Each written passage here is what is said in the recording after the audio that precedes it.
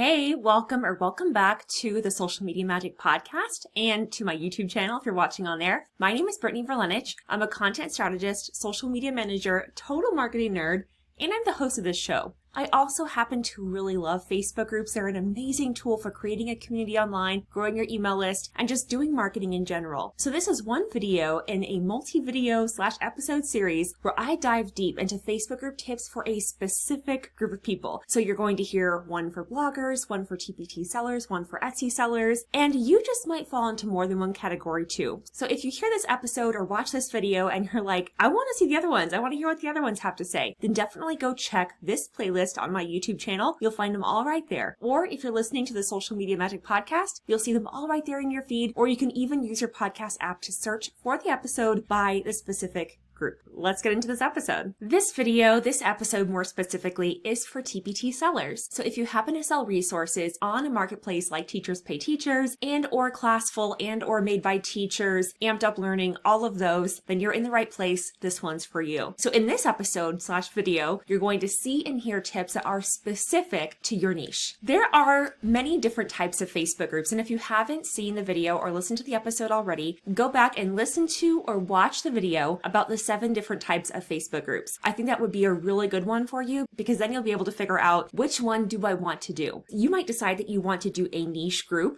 3rd grade teachers, and have just all kinds of 3rd grade stuff in there. You might decide to do a collaborative group and go work with other sellers and all of you pull the load together. Or you might decide to do a branded group where you say, this is Miss Roberts Resources, or this is my teacher store name here, and that's totally fine. Or you can brand it to a certain podcast or YouTube channel that you have. So I would recommend going through that first after you watch or listen to this one, of course, and then figure out first, what do you want to do? Because depending on the group you choose and then the model you pick, this is going to change specifically which of these tips you use. So as I'm giving these different tips and pieces of advice and things I've tried with myself and my clients over the years, bear in mind that depending on which type you choose, you might not use that specific tip. If you do decide to do a niche group, for example, 4th grade math, middle school social studies, whatever it is, the great thing is you kind of open yourself up to do other things in the future. So if you have a niche group, you might decide, okay, this group is getting too big. I do need help. Maybe I do want to bring in some other sellers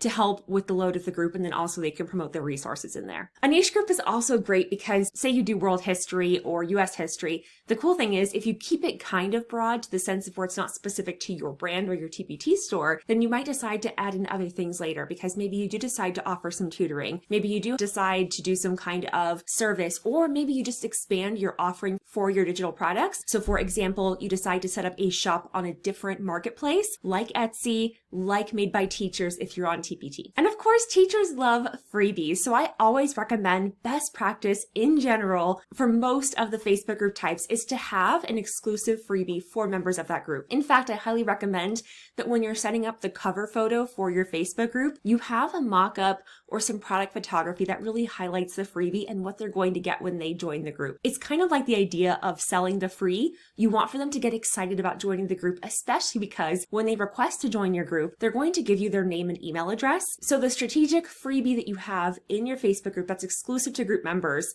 is like a bonus freebie in addition to the lead magnet of the Facebook group itself. You can also consider doing resource themed days. And what I mean by this is either by subject or by type. So I'll give a couple of examples. You could do Worksheet Wednesday, where every single Wednesday you highlight a specific worksheet or resource in your shop. You could do Math Monday, especially if you have a more general niche group around the grade. So say you have 3rd grade teachers, that's the niche, that's the market. You might decide to do a Math Monday, Science Tuesday, or whatever it is you decide to do. And of course, Freebie Friday is a really popular one in many Facebook groups, especially teacher and TPT seller groups. So you could decide that every single Friday you're going to highlight a new freebie. And please hear me here. This does not mean that you have to go and create new additional resources and freebies every single week. I'm not saying that at all. In fact, I highly recommend that you cycle through the content you already have. You can use an app like Publer.io or Meet Edgar and actually set up recurring posts to happen every month or every year or every season. So for example, if you have some really great Halloween content and you know that's going to perform, same thing with your Halloween freebies and resources, you can set it up on a recurring annual basis because you aren't really going to have to change the post or the caption much once you get this set up. So you can really start to see how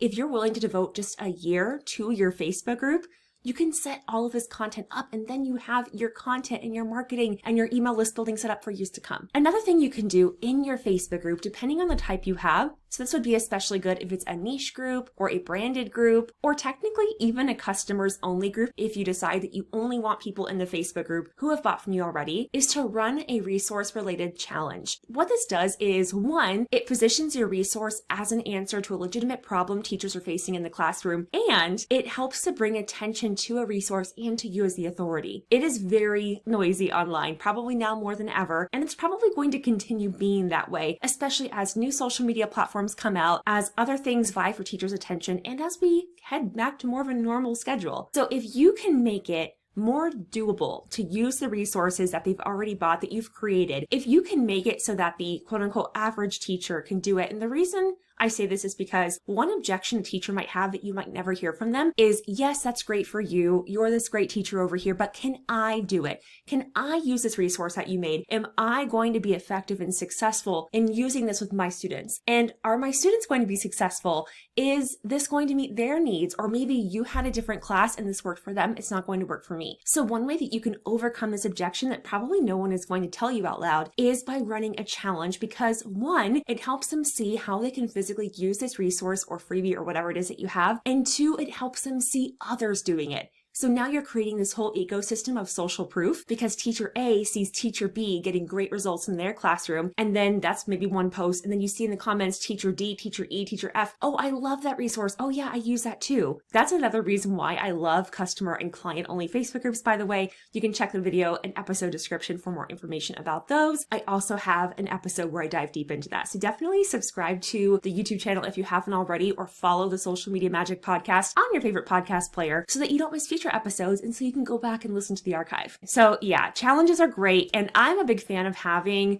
at least one. And if I could just give you like a little look into my world, zooming out my strategy, if I could have every single seller do what I told them, right? Like if everybody would just do what I told them, if I could be the dictator of social media for a day, this is what I would tell everybody to do, okay? I would say you should have at least one event per year that's live and in person. I know that's a lot. It's not feasible for everybody, but in an ideal world, right? I'm in control, right? I'm president of the world.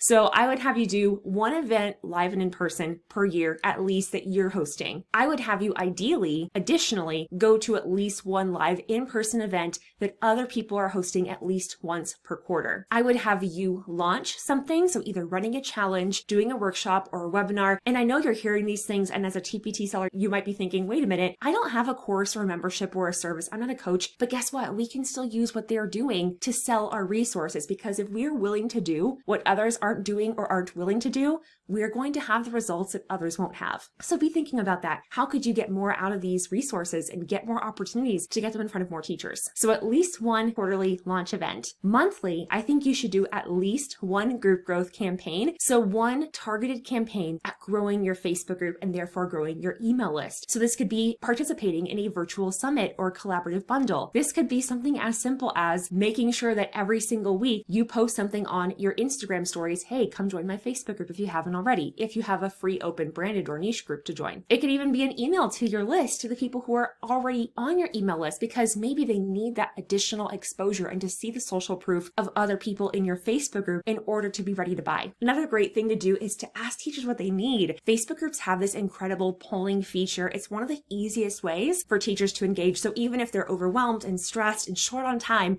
they can still answer questions if they're easy to answer using the poll feature. So definitely do that. I'm also a big fan of using those colored background posts and saying something like, drop this emoji if you feel this way, drop this emoji if you feel that way. That way it still kind of feels like fun and a game for them, but it still gives you a lot of information, especially if you're asking good questions about your niche in order to get more insight about where they are, maybe psychographically. Number 6, you can host live demonstrations of your products. Now I already kind of alluded to this with saying webinars. Really, webinars, or even going live in your Facebook group, which I'm also a big fan of and which I know most sellers won't do. But if you are willing to show your resources in action and make it come to life, it's easier for the teachers to see themselves using it, and therefore you are more likely to be successful in getting more sales. And since you're also going to be live, you can answer their questions in real time that also shows other people that you're approachable, that they can come to you with their questions. Number 7, I already kind of mentioned this, but you can promote seasonal and holiday resources. It is so hard to promote in other people's Facebook groups, and understandably, other sellers, other business owners,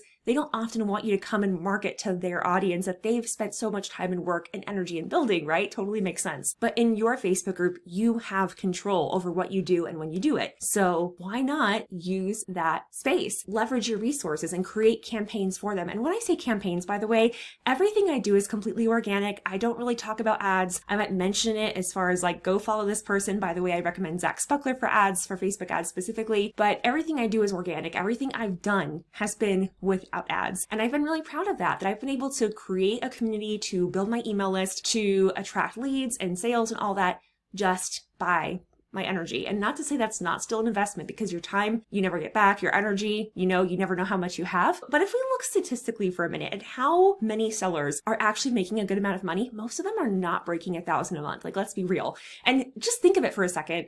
Many of you listening or watching this may not be making $1,000 a month yet, and you might be in that camp thinking, I would love to make an extra $1,000. But really, when you think of a business, $1,000 a month isn't that much, sadly. It's usually not enough to where you can pay for advertising or hire out a VA yet. So let's get really good at the organic free ways to market first. And then when we're ready, when we've grown a Facebook group, when we have helped Facebook figure out who we are, what we're about, what our page or our personal profile is about, then we can turn up the dial with ads.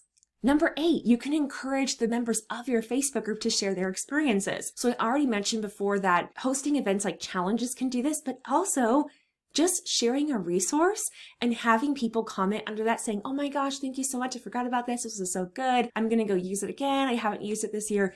It's an organic, natural way to have other people sell your resources for you and talk about how great it was and how much it helped them. And this would also be a good way for you to remind people to go leave reviews. Honestly, that's a post you could make every single week in your Facebook group. You could share a resource and say, hey, have you already bought this?